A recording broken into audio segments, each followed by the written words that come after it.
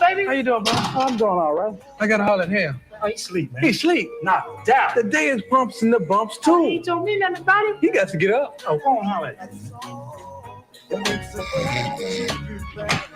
Man, you gotta come on, baby. This bumps and the bumps too, man. You gotta come. Oh no, dog, you ain't in the bed, man. Come on, Ham. Man, this pumps and the bumps. Cause you can't sleep at a time like this. You get up. This pumps and the bumps too, man. Run it back, Brian. Run it back. Now, man, ain't talking about sports, man. You gotta come on, man. I'm gonna break out the You book. gonna break out the book? You Right. got the book. I got the key. Man, I got the book. Call him up, man. It's on. Randy Plumps and Randy Plumps. Karen, how you doing, girl? Pumps and the bumps too. Hey, the bus will be on High Street at Brookdale Park. Be there. Don't take lies, I'm telling you. Yeah. I ain't gonna lie. I like these pumps. Snoop, you got to help me. I still love you. Sashay, what's up, girl? Yeah, this Prime. Pumps and the bumps too. Every one of these bills. Sashay, what's up, girl? It's Prime. Um, no, it's actually Jazz with Bitches Love Sports. Good morning to Martin and whoever might watch this later or join us. Um, as always, let me know if you can hear me. I think I got things set up right, but then whenever I was doing some tests with the audio, stuff was coming through weird. And by hear me, I mean hear me well. I have my earbuds in, so the sound should be nice and clear. It should not sound like I'm far away or like there's an echo. But yeah, I'm here for a good time, not a long time. So I'm gonna hop right into the discussion. Um, I haven't slept, y'all. I have not slept. I watched that game last night and then I had to go to work. And now I'm here talking to y'all because I wanted to make sure I gave this enough time instead of trying to squeeze it in on Tuesday. So I was like, forget it. We'll just dive into it while it's fresh on everybody's mind. Yes, Kelvin, the game was crazy. So I don't know about y'all, but I went through a whole range of emotions watching that Colorado State versus Colorado game. I mean, leading up to it, I was hyped, I was excited. Then the game started. Colorado gets off to a rough start, which we should expect by this point, right? But it made people a little bit nervous. So, I mean, I was nervous. I was questioning things. I didn't know how things were going to go. Um, and honestly, no, no, no. If I go back to before the game, because people saw me tweet this, people saw me tweet this when they had that little skirmish during the warm-ups, and I was like, I need him to be focused right now. And for a second, people were like, no, let them do their thing. And I was thinking, well, like they are expected to win this game. Maybe it's okay if they have a little back and forth. That'll be all right. It's like, no, no, no, no, no. They needed to be focused. But we'll get more into that later. Um, so yeah, there was the excitement, there was the nervousness, there was the happiness at certain plays, there was like the me trying to calm myself down at halftime, like, okay, this doesn't look very good, but they're only down by 7. There was all the humor with all the comments that were just, I love sports Twitter. I love sports Twitter. I really do. Y'all are the best. So there was humor, there was drama, there was excitement, there was relief, there was happiness. No wonder bitches love sports, right? You get everything you could possibly want. Um, but let's talk about why so much happened with that game. Because, like, on paper, if you go to 24 hours ago, the way people expected that game to go, correct me if I'm wrong, but Colorado was a 23-point favorite, right? 23 points. So that's like, I know college scores get a little bit high, but in terms of like expected like point margin for a win, that's pretty good. Whenever somebody says you're a 23-point favorite, usually you expect that team to just have a comfortable lead throughout. Like the game isn't going to make you nervous. That's basically people saying, yo, this game should be easy for the team that's favored. And that isn't exactly how things went. And so I think we should talk just for a second but about why that happened. I'm gonna be honest with y'all. I haven't like done a replay of this game or a film breakdown or none of that shit. I had enough time to watch it just like y'all did. So we're going off social media clips, highlights, box scores, and that's pretty much it. But we can talk a little bit about why that game probably wasn't as easy for the Buffaloes as people thought it was going to be. And I think a lot of it just had to do with misunderstandings about certain things going into the game. So, for one thing, a lot of people were saying that because Colorado State lost to Washington the way that they did, that they just assumed Colorado State wasn't a good team. Now, I believe the last thing that I read said that Colorado has beaten Colorado State 3 times in a row, but the last time they faced each other was in 2019. So it wasn't even recent. And then if you look at that game against Washington, that was 2 weeks ago, and the circumstances were a lot different. So what were the circumstances? Well, one, it was week one. Two, the quarterback situation, which I think is what made the biggest difference. So hold on, let me look at their names real quick because I do not want to get their names wrong. So their two quarterbacks were, come on, internet, help me out. Okay, so their two quarterbacks were Clay Millen and Braden Fowler Nicolosi, right? So when they were playing Washington, they started with Clay Millen, and things didn't really go well. Now, I've read a few articles about why they made the switch, and it all pretty much is summed up as well. Fowler Nicolosi was a better quarterback. He was more exciting. He was more aggressive. And we can actually read like this one little section of this ESPN article. So this is an ESPN article written by Adam Rittenberg, and it talks about what Norvell said when he decided to switch from Clay Millen to Ficolosi.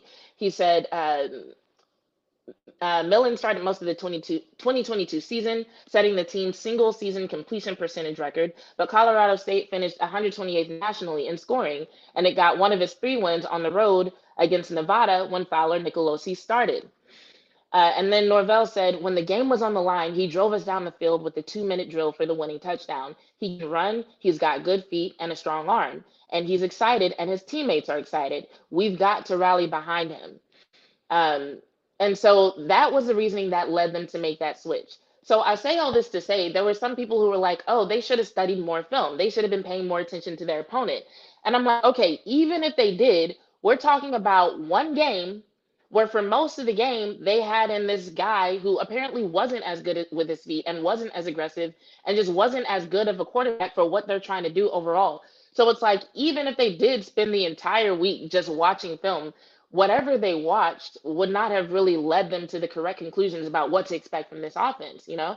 And so if you look at what happened during that Washington State game, basically they were struggling all through the game. For 3 quarters, all they had was a field goal, and then they put Nicolosi in, and all of a sudden they're putting points on the board. Now he didn't have enough time to get them a lead, but considering that they went from 3 points to 24 after he became the quarterback, had he started, who knows? So that essentially was the logic there. So all the people who were like, "Oh, this should be an easy win. Look at how they did against Washington." Well, for all intents and purposes, it was a different team that they were facing, that Colorado was facing last night than what Washington faced 2 weeks ago. Then you add on top of that the fact that Colorado State had 2 weeks to just watch the Buffaloes, to just watch and think about what they were doing. And they used that, right? There were a couple of quotes where they said that the defense, it was their goal to make Shedeur uncomfortable. And that is significant, right? Because some teams, you'll hear them say things like, we're going to play our game. We're going to do what we do best, right? And so even if they were watching the defense, like, okay, they switch quarterbacks on the offense, but let's look at the defense and find their tendencies. Basically, all the quotes coming out of Colorado State's camp basically said, hey, whatever you saw us do against Washington State, that's not what we're going to do because we're going to focus on Shedeur specifically and making him uncomfortable. So you have examples of both the offensive side of the ball and the defensive side of the ball and how they basically completely changed their game for this game against the Buffaloes. So for all the people who are saying they should have studied more film, might not have done them any good. And other than that, they basically went on the field with what they had. So I'm not really mad. I'm not one of those people who's mad at all about their preparation or whatever people might feel about supposed distractions. And some of the guys actually talked about that in their post game. So we'll get into that whenever we start going over the post game sound, because basically what I'm going to do with that is I'm going to listen to it with you guys. I picked up a few things listening to those post game pressers. I want to see if y'all pick up the same things and if y'all pick them up at the same time. But we're just going to listen to the sound and we'll use that to refer back to certain moments of the game. So yeah, that was a thing. And then them taking out Travis Hunter was also a big deal. Whether that was an accident or on purpose, once he left the game, that was significant. Now, in my opinion, I do think it was on purpose. And people can criticize that opinion all they want. You can say it's soft. I don't really give a fuck. This opinion is based on me watching enough, not just football, but enough sports to know the difference between when someone is doing something on purpose and they're in control of their motion versus when someone is not in control of their motion and they do something on accident. You can tell when somebody is intentionally doing something versus when physics kind of takes over and they're not as much in control, especially if you watch sports and you watch movement regularly. So not only do I watch sports a lot, I'm a personal trainer. I've been a trainer and a coach for a contact sport. I've seen this enough times to have a pretty good idea of when somebody has control over their movement and when they're making a hit on purpose. Now, had that hit happened in the middle of the field as a result of normal gameplay, okay, fine. It is what it is. Football is a contact sport. People get hurt. But the fact that it happened out of bounds, the fact that it happened after the play was over, how intentional it looked, the way dude stared down Hunter after it happened, literally stared him down. Go back and look, stared him down, dapped up his teammates like he was proud of what he was doing. Like, no, all that to me just screams intentional. And I don't know how it would be proven, but I just think it would be negligent for the powers that be to not at least look into it and just show that they're taking that kind of thing seriously. Maybe they can't actually do anything because it's too hard to prove, but I think they should at least look into it. So that was a big deal. And you can tell that it affected the offense and the defense. Obviously, like Hunter's like their best receiver. And eventually Harrison and Weaver stepped up and they made a big difference. They kind of took on a bigger role than what they're used to taking on. And that was awesome. But on the defensive side, I just remember watching the Buffalo's defense and being like, they look slower. They look less dynamic. They look less ready. And I started thinking back to all the times that I've seen their defense make big plays or just like show incredible speed. And I just started thinking, that was all Hunter. That was all Hunter. So basically, you had a situation where when they took Hunter out, they took speed away from the defense, they took explosiveness away from the defense, and even strategically, they couldn't even send as many people. They couldn't even put as many people in the box. Like they had to put more people in coverage, which meant like they were sending like what, three, maybe four. So yeah, it made the situation a lot easier offensively for Colorado State. So that was unfortunate. Yeah, Martin, I agree. Like, especially on the defensive side, they absolutely lost their leader because Travis Hunter absolutely set the tone when it came to how the defense was going to approach their jobs. And if you've never played a sport, just as someone who has played a sport, how much of a difference it makes when you have someone who brings a certain level of intensity and just how contagious that is. It absolutely makes a difference. Now, you can argue Colorado should be able to generate that intensity on their own. Cool, I agree. But the fact of the matter is, where they are at this point in the season and where a lot of those athletes are in their development, they needed Travis Hunter. And when he was taken out, it made a difference. And I feel like that is a completely different conversation from whether or not the hit was on purpose. Regardless of what you think about the hit, you can't deny that Travis Hunter being taken out of the game made a huge difference. So we saw that as well. And I think ultimately, what we saw at the end of the game is, well, I mean, you'll hear the guys talk about it. So, like I said, I don't want to spend like too much time just me rambling because I want to go over the sound with you guys. Some of it's kind of funny, but we'll do like we normally do on these shows, where we'll listen to the sound. I'll pause it at different times, and then we'll refer back to certain things that happened in the game to I guess, further illuminate some of the comments that are made. So I'm gonna start with the players. It was Shador, Shiloh, and the kicker whose name I am drawing a blank on. But it was those three in the post game presser for the players for the Buffaloes. So we'll listen to them first, and then we'll get into Coach Prime sound, which there were definitely some interesting things in that as well. Just give me a second to pull this up.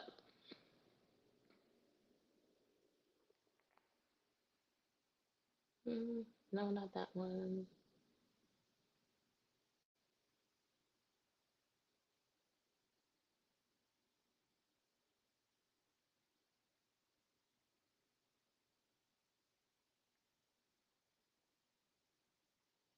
Hold on. I've got two windows open and I can't tell which one is for Coach Prime and which one is for the players. Uh, uh, um, okay, I think this one is for the players. Let's find out. Wait, no, that is definitely Coach Prime. Okay, so it's the other one. Thank y'all for bearing with me. Y'all are awesome.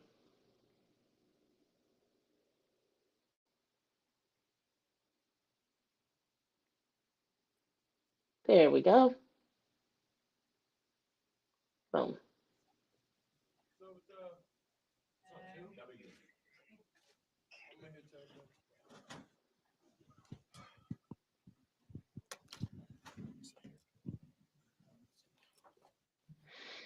I don't know what this shirt thing is that he's wearing that's like cut at this angle, but I'm into it. I hope that becomes a thing for dudes.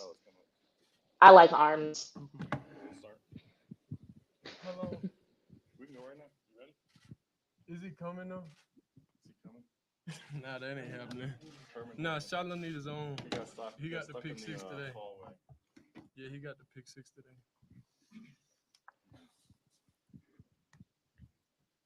All right, we have Shadur Sanders and Alejandro Mata open for questions. Adam, go first. Shadur, again, some pregame, you know, uh, deals out against the other team at midfield. What happened there? To me, they just wanted attention. Honestly, they just want to go viral, really. So that's all that really happened.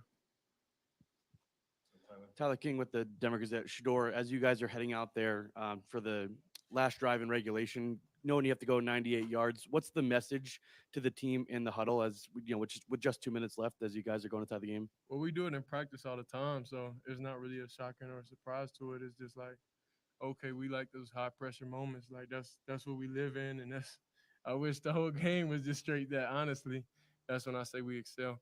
But really, like in my own mind, I was thinking Brady mode. Like he does it all the time. I got to be able to do it.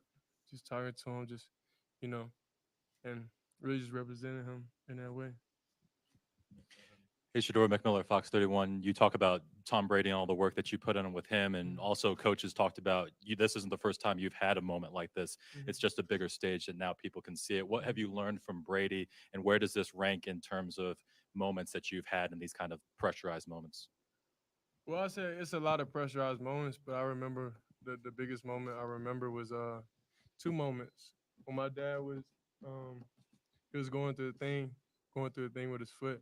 Our freshman year, we threw a game-winning touchdown versus Southern, at Southern, and the SWAC champion, not the SWAC championship, the Celebration Bowl last year. So it's just like I already knew what was required. I already been there before, so it's like I'm not gonna be able to live with myself honestly, like on a loss like that. Like I don't know, I wouldn't be able to sleep. So I just didn't want to go through that.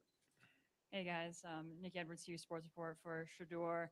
When you saw Travis go down, this was a very chippy game. You guys were fighting with each other back and forth, and you saw Travis go down. Did you guys feel? Oh yeah, Charlotte come in. Did you guys feel extra emphasis to win this game for him and just ultimately come out with a win? Hold on. We gotta give a round of applause for the pick six, man. Clutch brothers. For the pick six, man.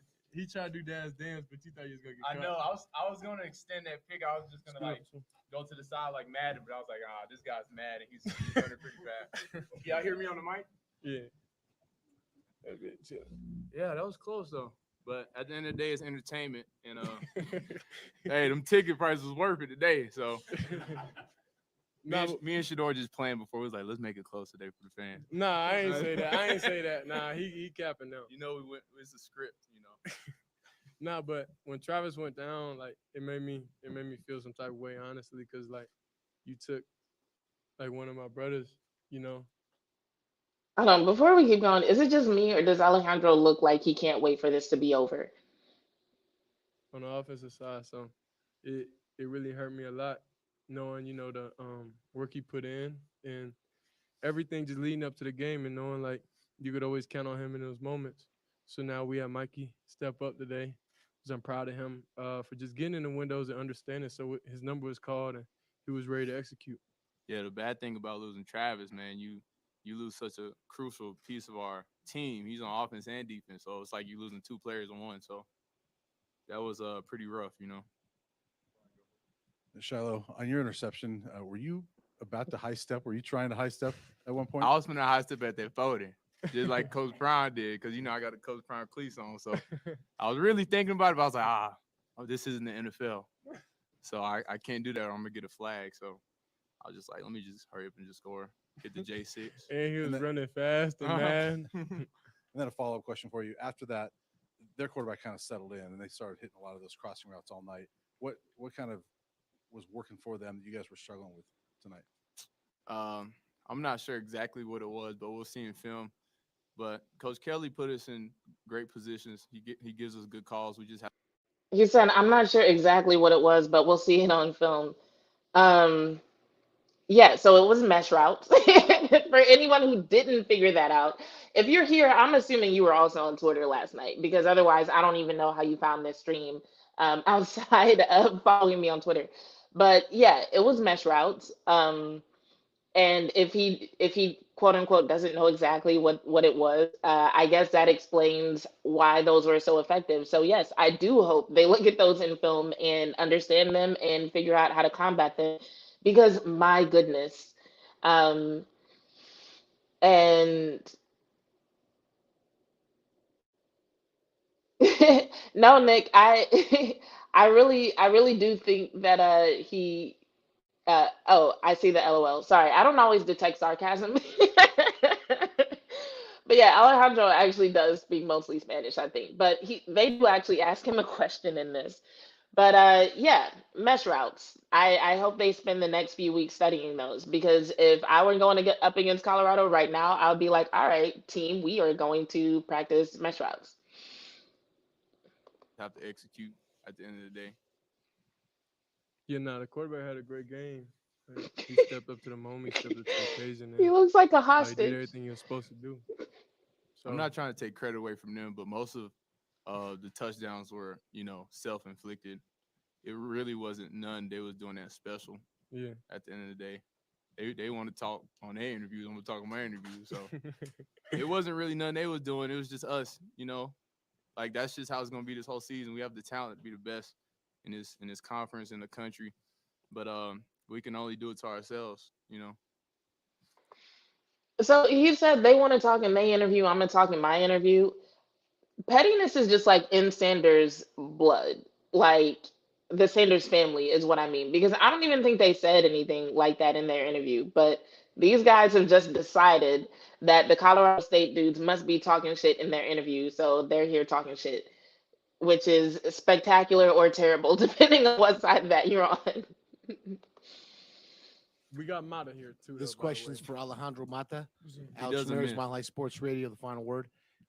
Big kicks tonight, man. Awesome. You came through. Yo sé que hablas español también. Unos saludos a la gente allá, tu pueblo, por favor. Muchas gracias, muchas gracias. Bueno, muchacho. Sorry for my voice. I've been yelling all night, supporting the team. But no, yeah, it was. I like to perform under pressure, especially when it comes to big kicks like that. I've been made like that. I want to be that guy when it comes to kicking. And I know behind this guy, he's going to put me in the best position to do that. Mata, coming off the bench, is it more difficult coming off the bench like a pinch hitter in baseball? It's the hardest thing to do in baseball. Coming off cold, what was it like going up and they hit that 41er?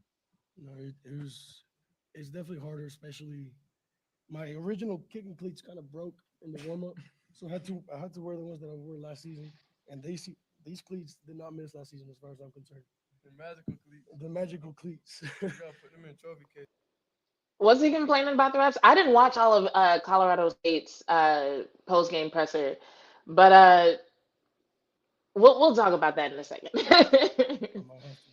I'm not gonna lie. But yeah, nah, it's definitely harder just because you don't get as much warm up as you get as a starter, especially Jace. You know, great kicker. So it was definitely tough following him. Ariel Arsudo, 9 News. My question is for Shador. Last week, you said that it was your first time getting to experience a crowd rush after the win. You got one again this week, but a very different type of win. What did this win feel like after everything?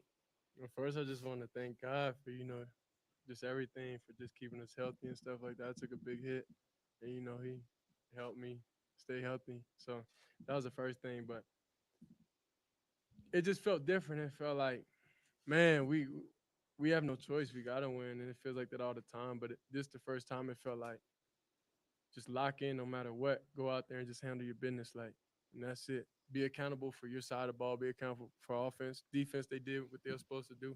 We just started slow, honestly. That's all it was. And we just can't afford to keep doing that week by week. So we just got to look it up, look at the film, figure out what we keep doing wrong and what's the solution, and, just be proactive with the cause.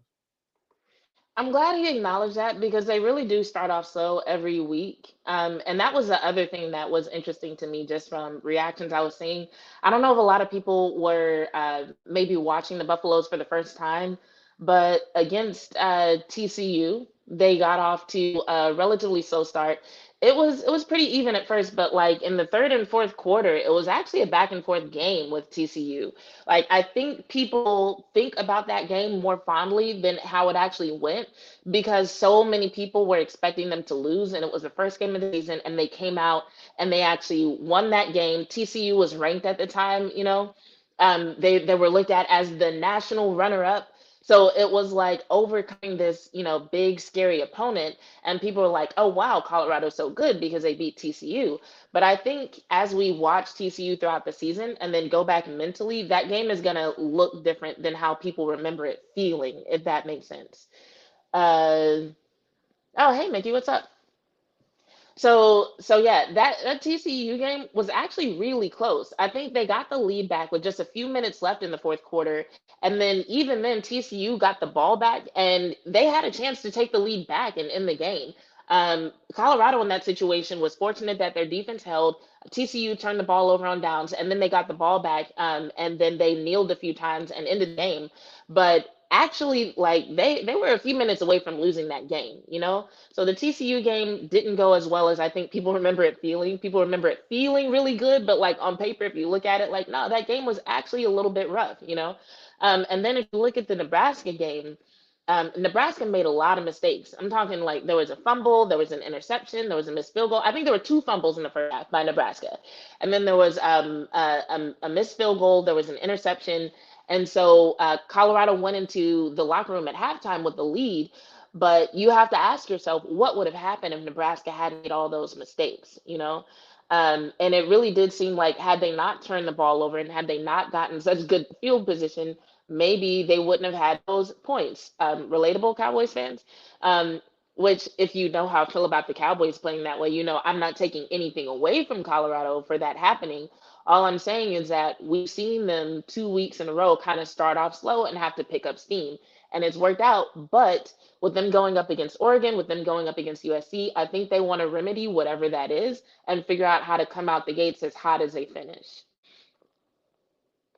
And the difference between this crowd rush and last week I stuck around on the field a little bit, but this week I went straight in the locker room. I promise you. As soon as the game was over, I went straight in the locker room. I'm telling you. Because it get pretty crazy out there. So that's, we're making improvements on and off the field, making smart decisions. Joe Rico, My Last Sports Radio. The final word. This is for Shiloh.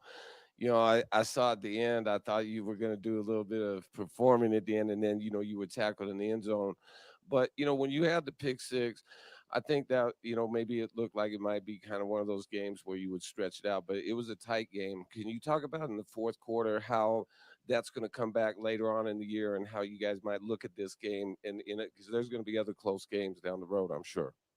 We do 100%. what we need to do and listen to our coaches. We probably won't have any more close games like this, but we just have to fix our mistakes and correct them in practice and just keep making plays.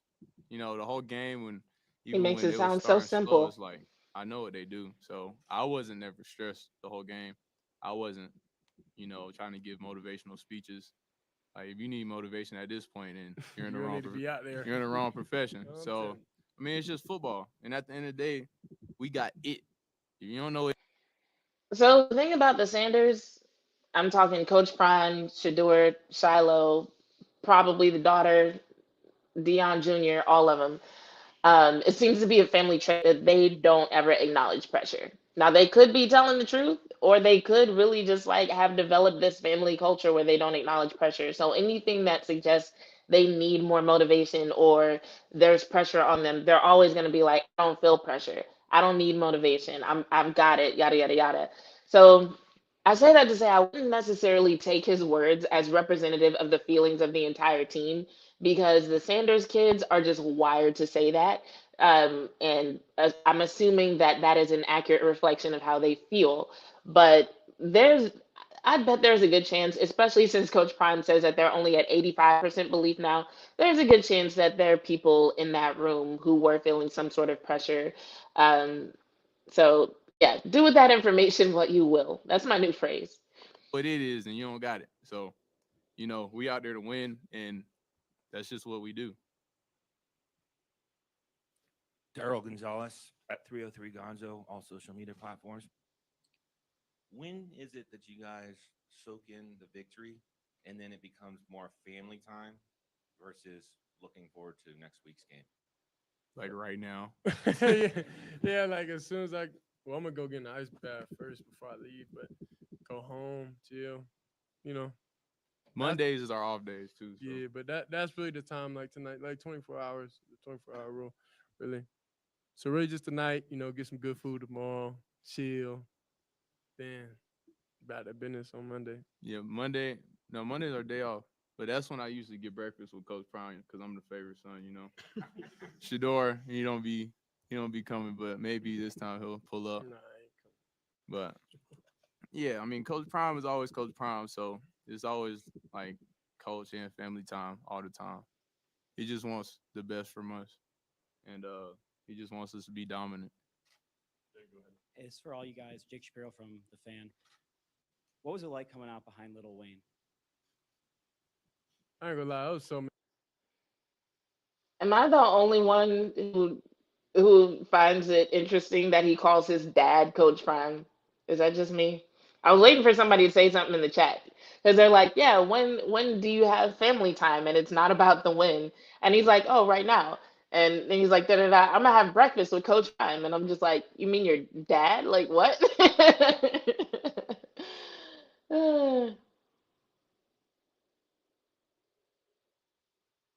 Many people out there. I was trying to find him when I was on the field. So it was crazy. I'm usually in the back really, so because I really just don't want to get trampled over and stuff because a lot of people are running real fast out there. I'm not that fast.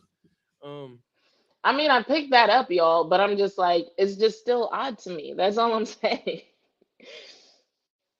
So I really stay in the back. So I seen Lil Wayne though. I seen him on the screen. I was like, if I was the other team, I'd be so scared right now. They got Lil Wayne over here, Coach Prime, doing his thing. They got a whole animal running around. That's pretty. Like and they winning right now. And they got so many cameras on them. Everybody's watching. I would have been so scared if I was the other team. But like when Lil Wayne was performing, that's like, yeah, that was crazy. I don't think anyone's ever done that. No one's ever done that, has they? Nah, only in Jackson. That's it. Pat Rooney, Boulder Daily Camera. Shador, first half seemed like a struggle to get the ball down the field, really get the passing game going. Second half started working the middle field, found Michael Harrison. Can you tell us a little bit about some of the adjustments you made at halftime to get things going? Really just, I don't know, really just taking a deep dive and understanding like, this is bad. what we was doing was very bad. So it's just like we can't consistently just be bad and just put all the pressure on the defense. So that was really the main thing coming out of halftime, and again with Coach Lou and him asking me what I like and what I'm able to see, and just trusting that everything we've seen on film is true. And shout out to them. They had a good way disguising a couple things.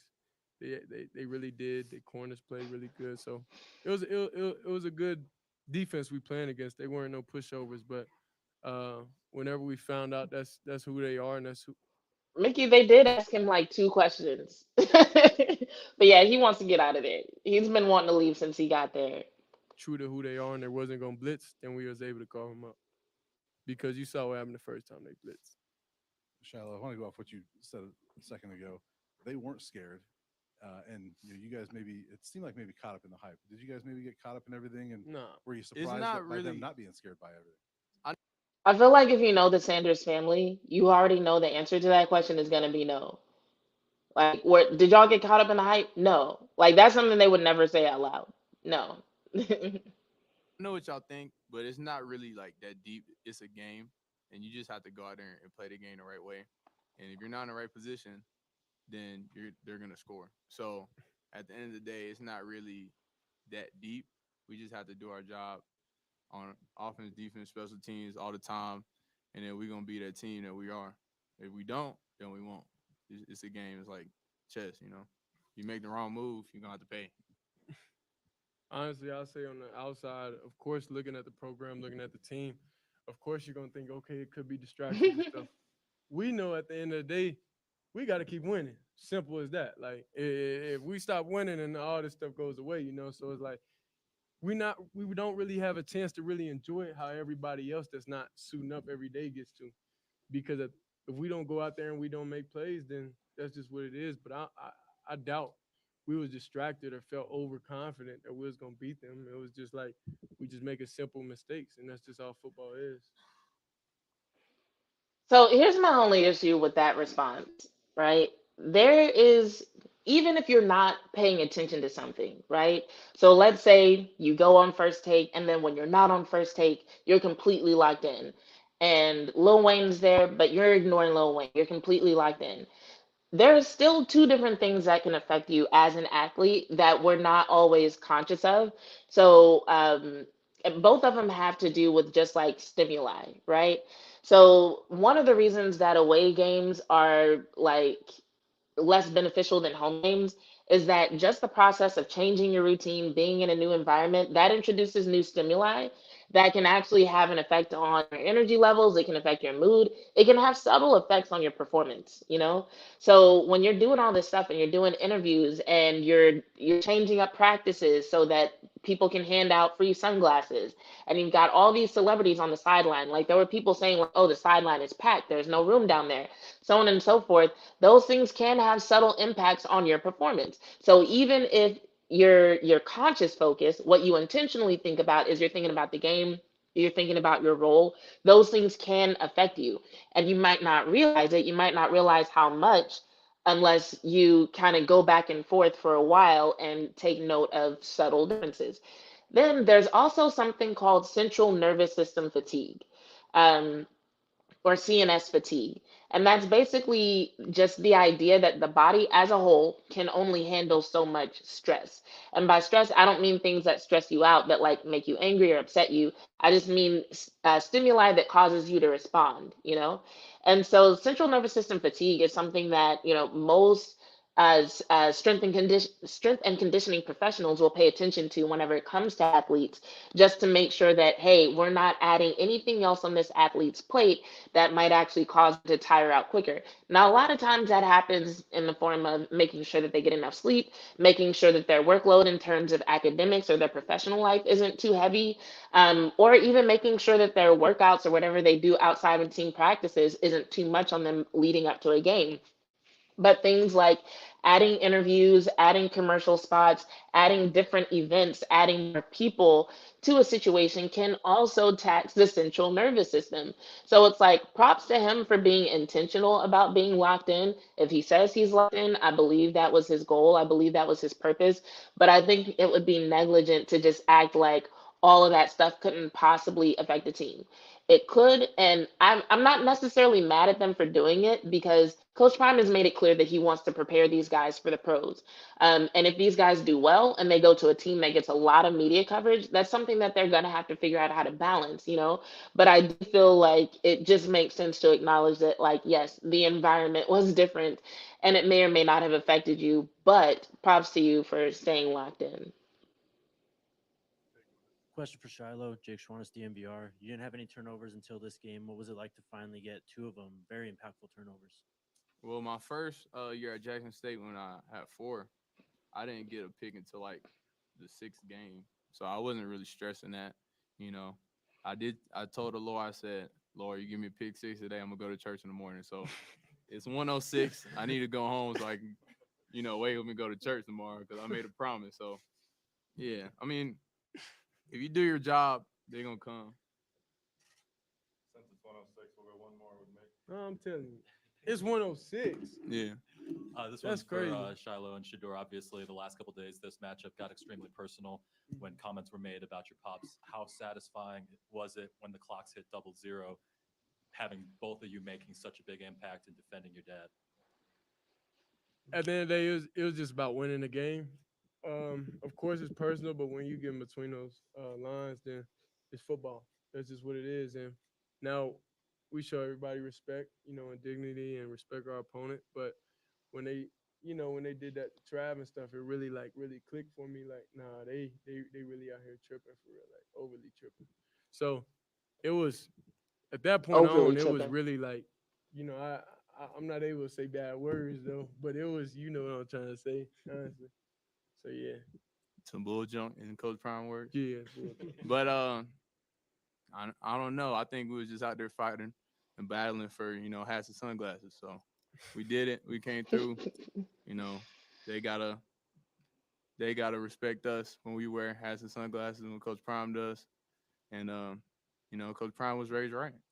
And we just proved that today. All right, thanks, guys. Appreciate you. Go get ready.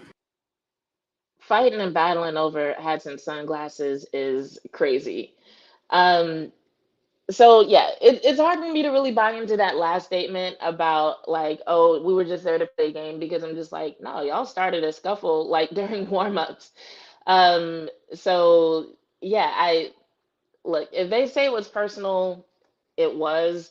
I personally think there are a lot of reasons to take issue with Norvell's comments. Um, but uh, Martin said they did a masterful job hyping the game up. Everybody was watching that game. People who I follow on Twitter, who I know for a fact do not watch football, were watching that game. But yeah, it was pretty cool to see Mark Phillips watching the game too. I was like, wow, everybody.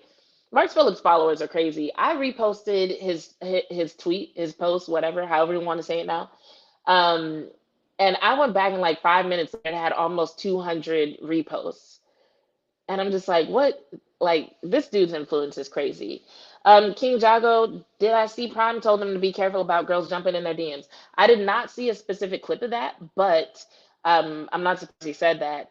Like we talked about, he's trying to prepare them to be professionals and to be men, and that's something worth talking about. So I'm glad he's covering all the bases.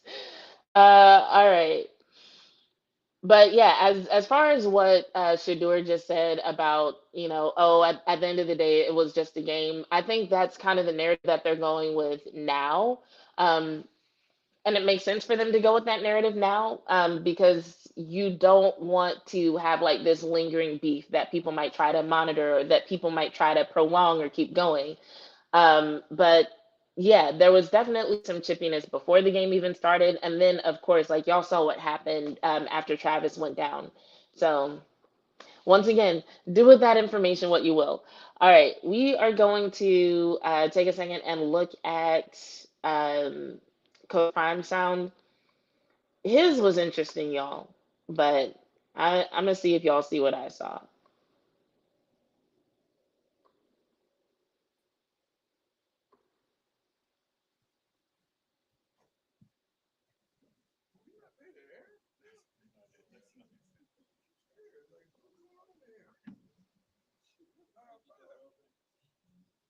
I apologize for not getting here a little more popped. I'm sorry.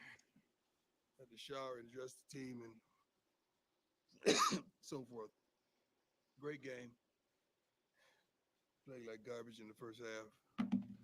Try to get it right in the second half, offensively as well as giving up some wounds defensively. Didn't go well. We mixed one field goal as well. Time of possession in the first half was unbelievably one-sided. We barely touched the ball. I think it was only 9 minutes in the first half. Second half, we did some things. We showed that we were resilient. We showed that we would fight. We showed that we had no surrender or give up in us. And that's a lot for a team that's fairly new. As you say, we just got together. So I'm truly proud of our men as well as our coaches and staff, support staff, and so forth. Not happy with the way we played, but I'm happy with the win. You got to be happy with a W no matter how it comes. When he said that, I felt like he was talking to Cowboys fans. I've spent like 2 days watching people be like, "Oh, the Cowboys offense, I'm not satisfied with them until they win us a game." Shut up. Oh man, I'm not gonna get into it now. We might get into it after this, but yes, you should be happy with the W, even if you're not happy with the way that they played. Um, and I do think he has a lot of reasons not to be happy with the Buffaloes for the way they played, but he's pretty much gonna get into them as he goes on. Truthfully, it's one point in the game I said we can't let this dude win. Ain't no way we let this dude win. You know, his press conference is gonna be unbearable if we let this dude win. And Facts. but I knew even when we got the ball on the 2 or 3, 4 yard line, I said, as long as the ball in Shador's hands, we're gonna get down this field. I knew that without a shadow of a doubt. And when we went to center the field to talk about overtime, I told him we want the ball. I want you to have the ball. Most teams put the defense out first so you can see kind of what they do. If you don't get, you get 3, you know what you have to do. I want the offense out first. I want you to put pressure on them to get them out of their comfort zone. That's kind of how it transpired. It was a great day for Colorado. It was a great day for the Buffalo fans. It's a great day that we got to win. Let's go. Hey, Coach, congrats on the How you win. doing, sir? Doing great. Jake Schwannis, DMVR. Just curious if you have an update on Travis and just your thoughts on that I play. think Coach Ray is going to the hospital to check him out. The first thing I heard that he would be out for a few weeks. I heard that for sure. But we're going to do what we got to do to take care of him. So I know Travis. So yeah, if you hadn't heard, apparently Travis Hunter is going to be out for a few weeks. I think right after the game, when they talked to Coach Prime, he said that it wasn't anything serious and Travis will be all right. But then, by the time he got to the press conference, he found out that Travis would be out for a few weeks. Now, it still may be considered not that serious, even if he's out for a few weeks. And I just say that because when I was coaching a men's derby team, I had a player who took a shot to the ribs and it was serious. And he was out for, if not, it probably like a year, maybe over a year. But it was just because of all the recovery that needed to happen and surgeries that actually needed to happen because of what occurred. Um, and so, yeah, there are some technically not serious things that can happen in that area, but that you just want to take a lot of time off from because you don't want them to get more serious, you know? So it could be that he's all right and they're just taking necessary precautions. Timing is terrible, of course, because, you know, someone in his position, of course, he wants to be in those games against Oregon and against USC to show what he can really do against some of the best schools in the nation. But we'll see how things we'll see how things shake out. Yeah, I really feel for him too. That was an unfortunate sequence of events. Martin says they wanted Dak to throw that throw that fucker in the storm. We're gonna talk about it. Coach Prime is such a respectful person. Yes, yes. But let's keep going. Travis like a book. He probably is going to want to be out for 2 weeks. But we got to make sure his health is more important than his game. Hey, Coach McMiller, Fox 31. How you doing, sir? Good. You've talked about it many times that, like you said in your opening statement, that if Shador has the ball, you have faith that he can go down there. This isn't the first time he's done it, but to be able to do it on this stage with the amount of eyeballs on it, what does it say about his progression as a player and as a man? Shador's been that. You guys just hadn't seen him because he was at HBCU and we were secluded. I guess no one had TVs and they didn't work out here in the television that we were playing on last year.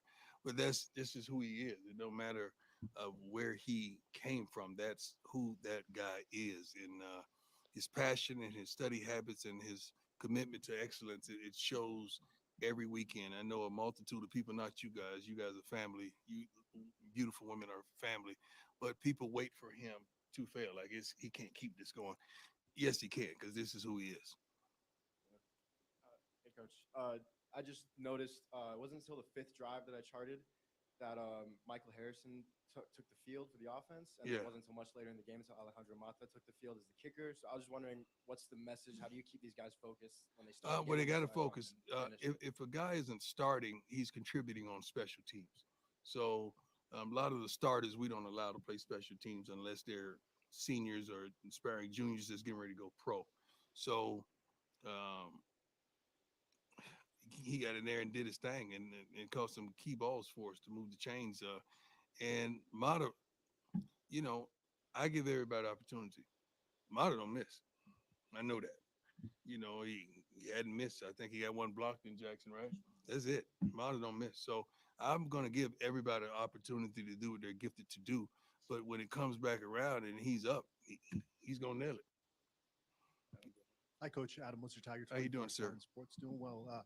After Shiloh's pick 6, it looked like you guys had a moment out there. What did that moment? What was that like for you? I'm coach, but every now and then during the game, I have a dad moment. And that was a dad moment, just running down the sideline as he was running down the sideline. That's the most I ran in years. I didn't even know I had it in me. But just to see his joy and see him just atone for some of the things, because he studies so much, and he's like, I'm going to stop playing passive. I'm going to jump it. I'm going to jump it. And he did it. So that was the moment of what he put into his work ethic and film study and just being aggressive.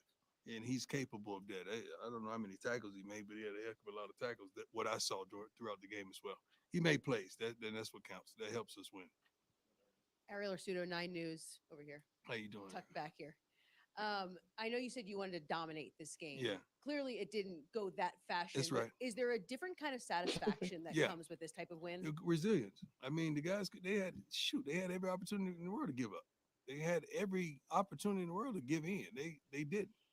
And they never doubted themselves on the sideline. I mean, we were upset with some. There should be a message to everybody. Never give up on yourself because you never know when your competition might just fuck up royally.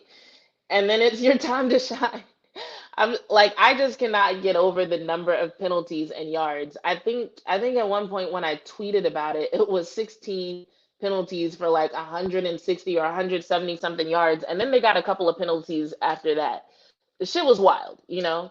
And a lot of it was well deserved. A lot of it was unsportsmanlike, a ridiculous amount of unsportsmanlike penalties. And I'm gonna get back to Coach Prime in a second, but this needs to be said. People want to talk shit about the Colorado kids wearing their shades and having their bling and having their endorsements and being all over social media and this and that. But they did not go out there like trying to hurt people. The kids from Colorado State looked like they were literally trying to hurt people. They were playing dirty, and I think it's like one thing to take something so personally that you take the field with a little bit extra pride, that you want to put a little bit more into what you do. But I think it's a whole different thing when you take something personally and then you decide to start playing dirty and show bad sportsmanship and just do intentionally dirty things to the other team. That's messed up to me. And the fact that people are more focused on these kids and their hats and sunglasses than the dirty shit that Colorado State was pulling, that's fucked up to me. I'm sorry. Martin says it was 17 penalties for 182 yards for Colorado State. Yeah, that is crazy.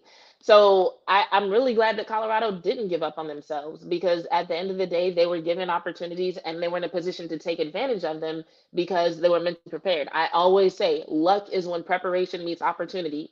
That can be a momentary opportunity or it can be a grand opportunity, but either way, you have to be prepared mentally and physically, and they did that. So props to them. Some of the things not being executed that were called, but these young men never give up. And I went and told the line, I said, guys, we just need 6 plays. Just give us 6 plays. 6 plays, we're gonna score, we'll get the extra point. 6 plays, just give us 6 hard plays. And that's what they did. Coach Richie Carney, Denver Sports. You told the world on game day to keep the cameras rolling Right. when you and Jay would meet post game. Right. When Jay was asked about it earlier, he said about what maybe went on or what was said. He said you can ask Prime about that. So Well, was there anything meaningful? in the No, post-game exchange? no, I know Shador kind of got in between it, but no, I don't hold. You know, I could be petty if they petty, but I ain't got time for that, man. I'm on to bigger things. I'm happy for the brother. I really am, man. I'm happy that they fought, that they played a good game. I'm happy he's a head coach. I'm happy for any brother that's doing it and successful, man. I truly am. I don't know where all this stuff comes from. I have to respond because, it's my mama taught me that. You just ain't gonna type me and I'm gonna sit back. When he said Shador got in the middle of it, I wish I had the clip pulled up, but I don't. But it's like when Coach Prime and Coach Norvell went to the middle to shake hands, like coaches normally do. Shador was basically standing there in between them, and he was looking at Norvell like, "Yo, I will fuck you up if you say 2 wrong words." Um, so that was a little bit different compared to how coaches' handshakes normally go, and you can pass judgment on that however you want to. I personally thought it was a little bit extreme. I'm like, Norvell is not about to swing on your dad in the middle of this crowd. But I mean, I guess they're protective of their dad, or just that's just how they roll in that family. So, but if you get a chance to go back and look at the end, shout out to YouTube TV if you have that. Make sure you're DVRing everything so you can look back at things like that. But yeah, if you get a chance to look back at the end, watch when the coaches go and like just watch where Shadur is and just the facial expressions and what he looks at. Yeah, it's an interesting dynamic there.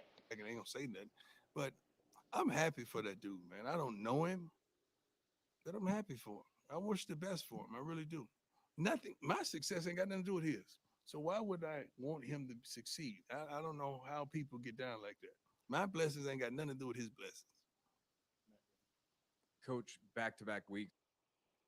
And I might go back a few seconds. Did anybody hear where he was like, "That's what my mama taught me"? Hold on, let me go back a few seconds. Swear, kind of Nothing to do with his blessings. Him to succeed. Nothing. My success ain't got, but I'm happy for him. I wish the best for him. I really do. Nothing. My success ain't got nothing to do with his. So why would I want him to succeed? I don't know how people get down like that. My blessings ain't got nothing to do with his blessings. I didn't go back Coach, far enough. back-to-back Whatever. weeks were kind of slower out of the gates Yeah. offensively. Is that a coaching thing, execution thing? That's play everything. calling? That's everything. I got to figure that out thing. That's what that is. And I'm getting tired of that thing. That's what that is. We got to stop. We got to stop that. We're better than that. We really are. We They're really about to are have a rough as week, coaches, is what he's as saying.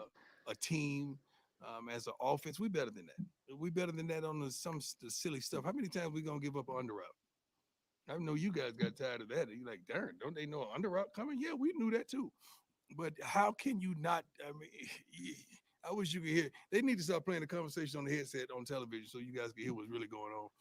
So is that an adjustment thing, like schematically? Or No, is that's that a just thing that execution? people need to do their job thing. That's what that is. Just do your job, and we straight. See, my next question would have been like, who should do their job better? But he just left that alone. Pete about the Athletic. I'm curious, what led to your decision to go for 2 in the second overtime rather than just going to Points. field goal? The way the numbers come out, the points. I mean, it's a chart, but we got so many smart guys around that they just tell you, coach. What he's describing is actually analytics. He's like points. They got a chart, and then they tell me I got to go for 2, and I go for 2. It's like analytics, y'all. You got to go for 2. Cool, let's do it. And I understand why. That's what it was. only thing I kind of second guess at the end when we were at the 2 or the 3 yard line. You know, I wanted to go ahead and get points instead of like because you it's a tremendous letdown if you don't score right there and you turn over the ball. But then you got to think they'll still be on the 2 yard line. They got to drive 98. You're thinking all these thoughts, but you never go wrong with getting points. And we got a field Hey, goal out of it. Coach Carlos Bryant, DSM. Can you talk about Hank Zelinkas? He was a true freshman that got the Who? start today at center. Hank Oh, Zelinkas. I'm sorry. I'm thinking Hank. Yeah, he got the Hankerson. I'm start as thinking a of true freshman today at several center. different Can you talk Hanks. about him?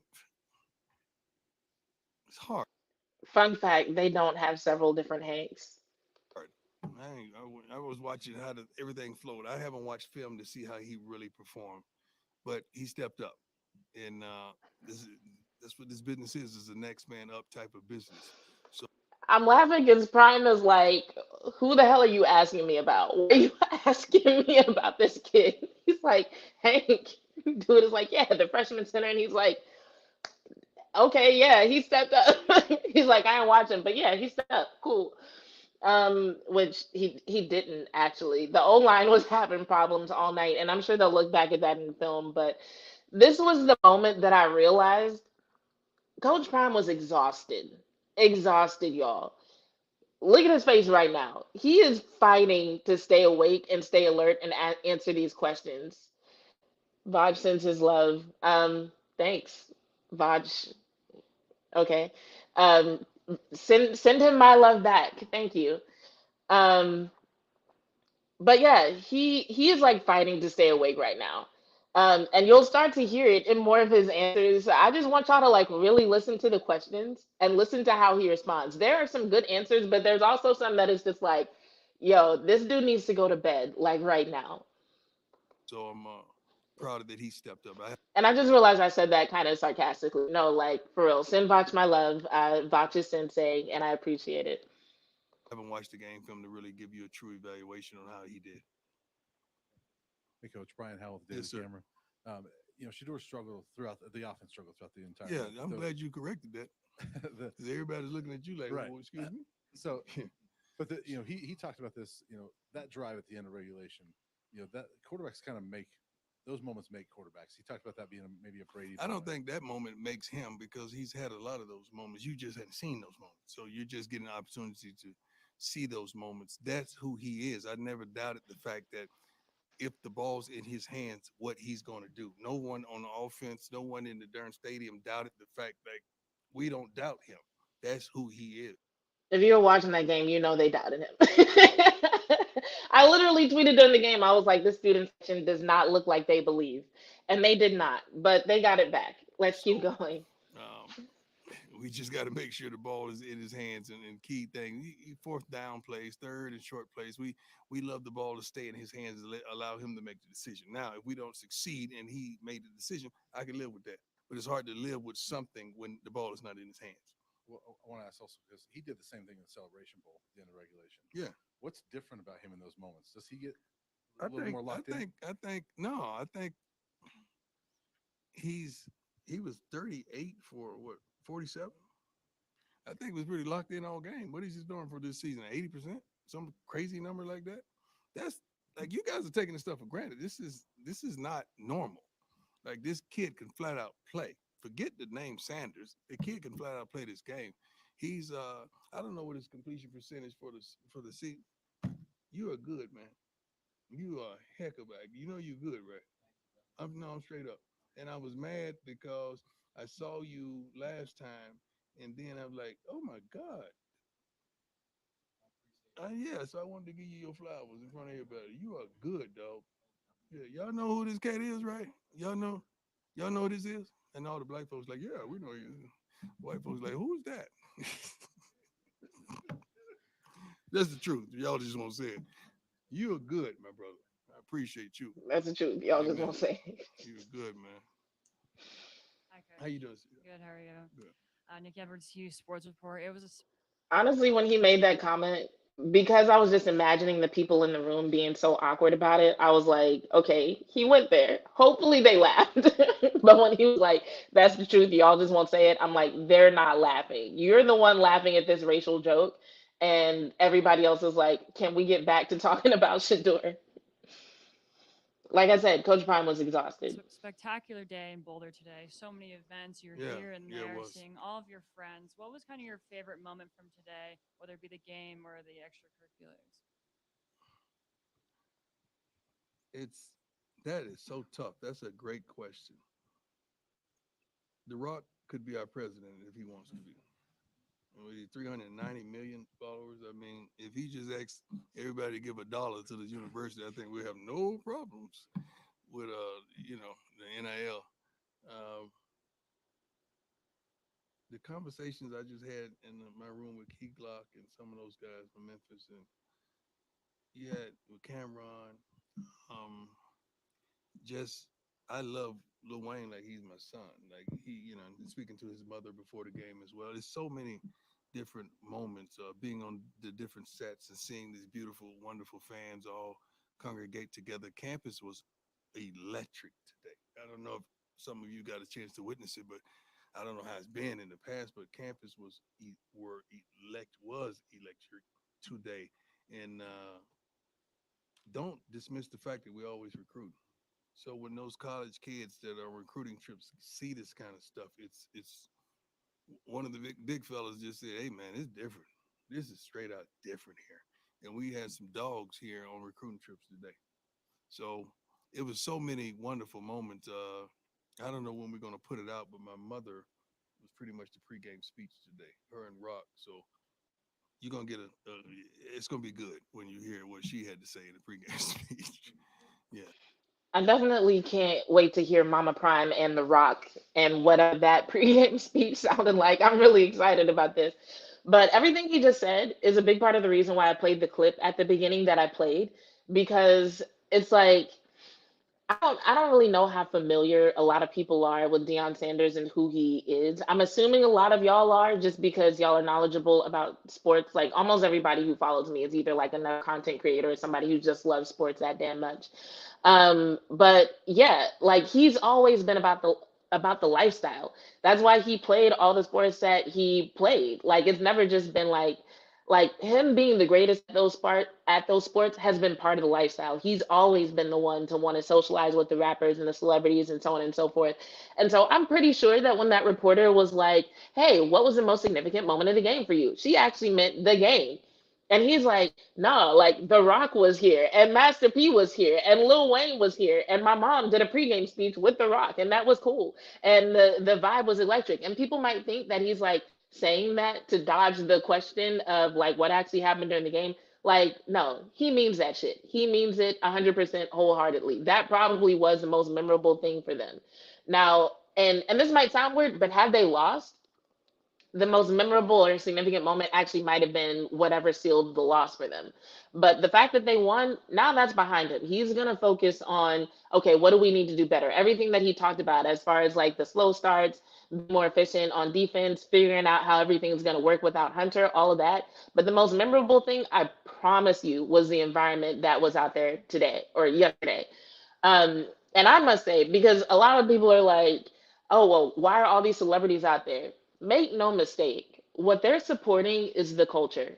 That's why Offset was there. That's why Master P was there. That's why Lil Wayne was there. That's why The Rock was there. That's why so many people are watching. There are a lot of people who are watching the culture, and they're just very interested in the culture that he's developing at Colorado.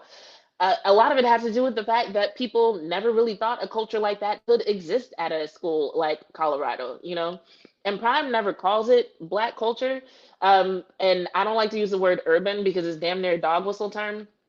So let's just focus on things like that are associated with hip hop culture, for example. So just like putting your bling on display, some of the terminology they use, the way they talk to each other. If y'all watch Well Off Media on YouTube and you just watch the way they interact with each other, they're definitely a different culture than what was in place before they got there, you know? And I think there are a lot of these rappers who see that culture as a reflection of the culture that they're familiar with. and people are finding it interesting. They love that that culture is lending itself to greatness and it's supporting the great trajectory of this team, as opposed to being associated with some of the tomfoolery that it's normally associated with. And there are a lot of people who are looking at this and they're like, yo, that activity is normally seen as hooligan activity. It's normally seen as quote unquote ghetto. It's normally seen as a negative. But here these kids are completely immersed in it. They're using it to make money. They're using it to be great. They're using it to get wins. They're using it to completely change this school and the entire environment around it. And that's something that we want to be a part of too. So, yeah, when it comes to think of it in terms of impact. When it comes to impact, I think that's why Prime looks at that everything he just described as the most memorable moment, because he's like, yeah, we can win games and that'll be good for the guys on the field, but that impact that he's making in that area, I promise you, he is living for that. So I didn't have to fire him up. She did her doggone thing. I'm proud of her. Hey, good morning, Coach. How you doing, sir? Tony Casolo, Buffalo's Wire. Thank you. I'm doing well. How are you? How's You mentioned you want to have the ball in Shador's hands as much as possible, but the offense was 2-1 run to pass today. Is that by design, or would you like to see more balance? We're out not of the running the offense? ball. We can't do something we can't forcefully do. I mean, we're not successful at running. We got that's an attitude. That's an attitude. That's just a straight attitude that. Hold on, we're I gonna gotta go run. back. We can't Run. You want to have the ball in Shador's hands as much as possible, but the offense was 2-1 run to pass today. Is that by design, or would you like to see more balance? We're out not of the running the offense? ball. We can't do something we can't forcefully do. I mean, we're not successful at Said we're running. We not got running the that's an ball. attitude. I don't That's know an why I attitude. didn't That's just a straight attitude that look into we're this gonna. sooner. Cause dude is like, yeah, you say you like the ball. This is legitimately a good question. He's like, you say you like the ball in Shador's hands, but you ran more than you passed by a margin of like 2-1. And he's like, we're not running the ball. And I know that this reporter was like, what you mean you're not running the ball? Schottenheimer vibes, yes. Okay, so let's look at it.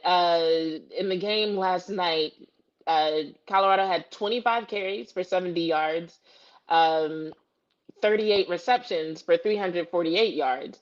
So I can see why he might feel like they're not running the ball because they're getting like 2.8 yards per carry. But to say we're not running the ball is crazy, because uh, yeah. So they did. I don't know where that reporter got this whole 2-1 thing.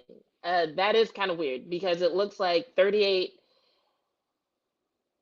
Yeah, so it was Shador got 38 completions out of 47 attempts, and there are only 25 carries. So I don't know. Somebody's gonna have to fill me in and help me out when it comes to this whole idea of 2-1, because that part doesn't make sense.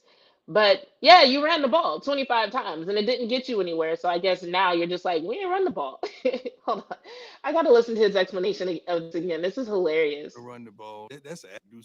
You Buffalo's Wire. You get it's gonna be good when you hear what she had to say in the pregame speech. Yeah, so I didn't have to fire him up. She did her doggone thing. I'm proud of her. Hey, good morning, Coach. How you doing, sir? Tony Casolo, Buffalo's Wire. Thank you. I'm doing well. How are you? How's You mentioned you want to have the ball in Shador's hands as much as possible, but the offense was 2-1 run to pass today. Is that by design, or would They you like weren't. to see more balance? We're out not of the running the offense? ball. We can't do something we can't forcefully do. I mean, we're not successful at running. We got that's an attitude. Not That's wrong. an attitude. That's just a straight attitude that we're gonna run the ball and you're not gonna stop us. That's a darn attitude. We got to develop that attitude sooner or later, and prayerfully more sooner than later. Okay. Coach, how you doing? Clinton Yates. So what I'm getting from that is they're not going to do anything to design runs. There's going to be some sort of attitude shift. So let's keep an eye on that against Oregon. Let's see how the run game looks. Let's see if we hear any things that suggest a different attitude towards running the ball going up to like leading up to the Oregon game, because that's interesting. But he did get one thing right. They're not good at it, and so maybe they should change their attitude. But maybe they should also like work on some things offensively. But we'll see. We'll see what happens. It's ESPN.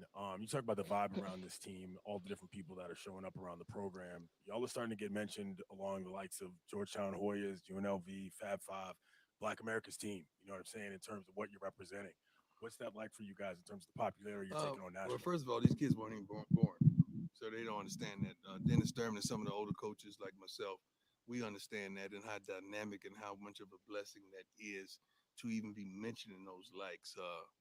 It's tremendous. It's not a burden whatsoever. It's a blessing, and we're thankful for that. But I don't think our young men inside the locker room understand the moment. Like that's what I told them on that last series, guys. This is a moment you will never forget, and let's maximize this moment. And they went out and did it. But when you're that young, and you know, all of us were young one day. Some of us are still young and naive. We don't understand these moments are just slipping by slowly but surely, and we got to grasp them because it's incredible. What happened and what transpired today was incredible. Really was from the start to the finish of the day. 2 a.m. 2 more Roman go. Yeah. Coach Romy Bain, CBS How you Colorado. doing, girl? I'm doing great. How you doing? Excellent. Just staying awake. You know, Just Shiloh staying had awake. 2 turnovers today. I'm wondering if that moved him up in the kid rankings. That's good.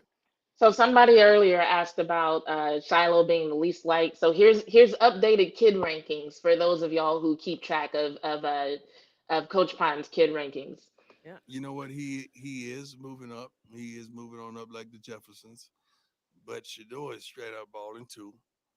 Bossy came in and gave me the biggest hug and kiss and appreciation for Daddy that she could ever give me at the end of the game. So that was great. And Junior's been balling. What he does on social media is fascinating. So it's tough. My kids' rankings are tough. It's a serious run right now. It really is. It's a serious run right now. I'm the only one that's honest about ranking my kids. You guys act like you love all of them the same, and you don't. I told y'all, Coach Why Prime you is like me, exhausted. Coach Dan Mormon, Mile High Sports Magazine. How you Last doing? week you said 80% of your team, staff, and everything is bought in. Does a win like tonight I increase didn't say that bought number? in. I never use the word bought because that would Remember, I told y'all, Coach Prime is very specific about words. think like we selling something. They believe. They believe. Probably 85%. We still got another 15% to truly believe, no matter what. And oftentimes, that's not some of the pivotal and key guys. That's some of the staff that's distant from helping what and have influenced what we do on the field. And there's some guys that probably ain't even dressing out that, you know, they want to be a part of it, but they don't want to truly be in it. And they don't have any influence on the outcome of the game. But honestly, they do during the week when they're serving on the scout teams and preparing us and making sure we're straight. So we're going to keep elevating that number week in and week out. I think it's around 85% that truly believe that we have some special inside those locker rooms. Okay, appreciate you all. Sorry about this heat. I apologize on behalf of CU. We're going to get it fixed. We're going to put Icy Breeze. We endorse them as well. We're going to put we have Icy Breeze to blow on everyone. Thank you. How's mom and pop? They good? Okay, please tell them I said hi.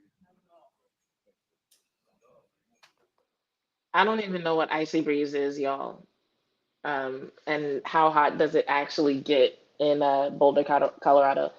Um, so yeah, Prime got a few things right. He at the beginning or towards the beginning, he said, you know, had they lost that game, the post-game press conferences would have been unbearable. Absolutely, because people are already critical of everything that he was doing surrounding the game. Everything from Lil Wayne performing to all the interviews that he was doing to all the interviews that some of his players were doing to some of the things that were being said. There were some people who were saying that he was fanning the flames of the sunglasses and hats comments. And I mean, he kind of was, but I mean, look how much money he made with his sunglass line with blenders. I don't remember the amount specifically, but I know it was in the millions, and I know they're back ordered because like I was gonna order a pair, and then I was like, nah, I'm gonna hold off, you know. And then like I went to finally order a pair, and they're like back ordered until November 10th. It's probably worse than that by now. Somebody wants to look that up and tell me what the back order date is for Coach Prime's blender sunglasses. But yeah, so he was right on that. He's right about the run game. He said we don't run the ball. They do run the ball, just not effectively enough for it to count for him.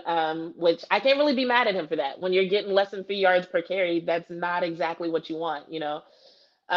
So there's that. And yeah, other than that, he seems to have a pretty good grasp to me on the fact that his team has a lot to work on, especially when it comes out to getting out to faster starts. So there's going to be a few things that we're going to watch out for in Oregon. I personally am going to really be watching for the run game. And I'm also going to really be watching to see how the defense adjusts not having Travis Hunter for a couple of weeks because they have got to up their intensity to make up for him not being there. Somebody has got to step up as a leader. Martin says 1.2 million. $1.2 million for the sunglasses? Yeah, that sounds about right. Yeah, they've got to step up in intensity. Um, so yeah, if y'all have any more questions that y'all want to talk about for the Colorado game, like we've talked about it this whole time, just put them in the chat and I'll answer them. But before I get out, I'm gonna give a couple of notes about the upcoming Cowboys game. Kind of like last week where I was like, I'm not gonna do a bunch of like key matchups, you know, because y'all have probably been Zach Wilson and Jets defense to death. Okay, so it's December now. Yeah, so I feel fortunate that I get mine in November. So yeah, I'm not gonna go over key matchups. One of the things that I posted yesterday about Breece Hall, I posted that really just for fun. I didn't really think people were gonna grasp onto that, like, oh, this is interesting information, because to me it's just like, okay, I looked at the box score and I saw it and it's like whatever. But yeah, so basically what I found from looking at Brees Hall's numbers from week one, because I wanted to see what was up with the run game. Everybody kept saying, oh, teams are going to try to run the ball in the Cowboys and they need to watch out for Brees Hall. And so I'm like, okay, well, let's see what he did.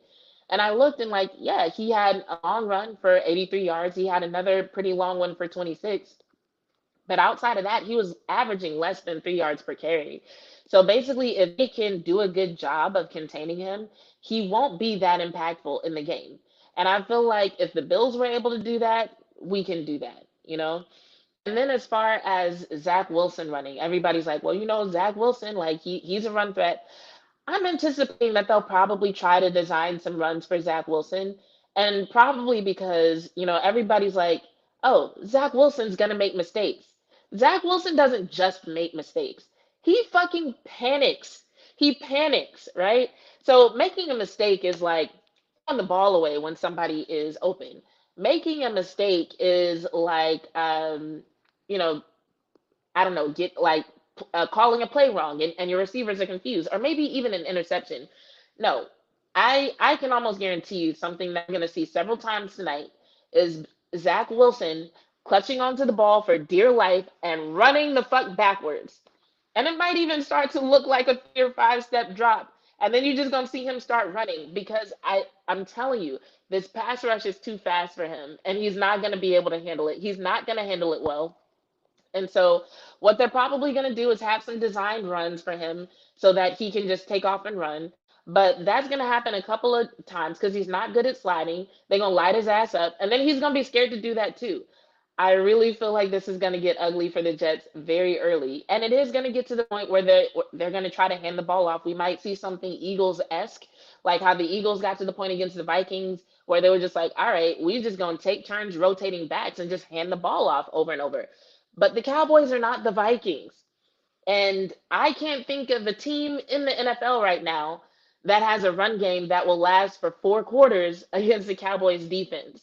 So I appreciate everybody being humble and being considerate and our players being humble. I really like our players being humble. I think that is so cute. But I really think it's going to get really ugly really early for the Jets because Zach Wilson is not prepared to run that offense against against a defense like what the Dallas Cowboys have. So, like I said before, at the end of the day, it's our offense against their defense and their offense against our defense. And I definitely trust the odds of our defense or our offense outlasting their defense more than I trust the odds of their offense outlasting our defense. So I think we're going to see another game where we get good field position, we get some turnovers. Now the Jets might score a few points because if you think about it, against the Giants, had it not been for a blocked field goal, which rarely happens, the Giants would have put some points on the board. Didn't happen, And who knows? Maybe our team might surprise us. Maybe Igbenogany has something else up his sleeves. Who knows? I don't know much about this kid. So maybe he'll surprise us. But I'm going to give him credit for a few points. So I think they'll get on the board, but I think it's going to be a lot of good field position and a high scoring game for our offense today. It'll be interesting to see what they do with CD because, like with Stephon Gilmore, they did not double cover him a lot. And not Stephon Gilmore. Sorry, I'm thinking of the wrong people. Sorry, I was thinking about the last name Diggs. This is how ADHD works. I'm thinking about the last name Diggs because I was thinking about Stephon Diggs, and then my brain went Diggs Gilmore. So there we go. But yeah, they didn't do a lot of double coverage in week 1. And so I'm wondering if they're going to learn from that and try to do it in week 2, or if they're just going to really have CeeDee Lamb in single coverage. Either way, it should be interesting. Thoughts and prayers to Brandon Cooks. I hear it's an MCL sprain, which may or may not be serious, depending on the grade and how things go. But as far as our offense, I'm not that worried. I think, especially against this particular team in this particular game, Tolbert and MG taking up the slack will give us enough firepower to work with. So I think we'll be all right. And it'll be fun to actually see what our offense can really do a little bit, because Jets, they are a formidable defense. But I don't think they have anything that we can't overcome and figure out. So I think we'll be all right. Jago said, I think they try to use their RBs like NY uses Saquon with lots of screens, and we should handle it just like we handled them. Yeah, agreed. So it'll be a fun game. I got to go to this meeting, and then I'm going to come back and try to get a nap in before the game starts because, like I said, I haven't slept. I'm exhausted, y'all. I don't know how I'm sitting in front of this camera talking to y'all, but I'm glad y'all joined me. I'm glad we had a good conversation. Hopefully y'all liked watching the post-game clips from the Buffaloes guys because I think I'm going to do that more often. So yeah, hopefully y'all enjoyed that and y'all will join me next time. I'm going to give y'all a few more minutes to put in some more questions. Other than that, I'm gonna get out of here in a few seconds. I think all of y'all are following me. So yeah, it'll be fun tweeting with y'all at 3:25 p.m. Central. So a few more seconds. Thank you, Mickey. I appreciate that. All right. It looks like y'all don't have anything. Thanks for joining me again. On that note, I'm gonna play this clip one more time just because it's fun. But on that note, let me find it. I'm Bench 2. And I'm out. Don't mean nothing about it. He got to get up. Oh, go on, holler. Man, you gotta come on, baby. This Pumps in the Bumps too, man. You gotta come. Oh no, dog, you ain't in the bed, man. Come on, Ham. Man, this Pumps in the Bumps. You can't sleep at a time like this. You get up. This Pumps in the Bumps too, man. Run it back, Brian. Run it back. Now, man, ain't talking about sports, man. You gotta come on, man. I'm gonna break out the book. You gonna break out the book? Right. I got the key. And I got the book. Call him up, man. It's on. Randy Pumps and Randy Pumps. Karen, how you doing, girl? Pumps in the Bumps too. Hey, the bus will be on High Street at Brookdale Park. Be there.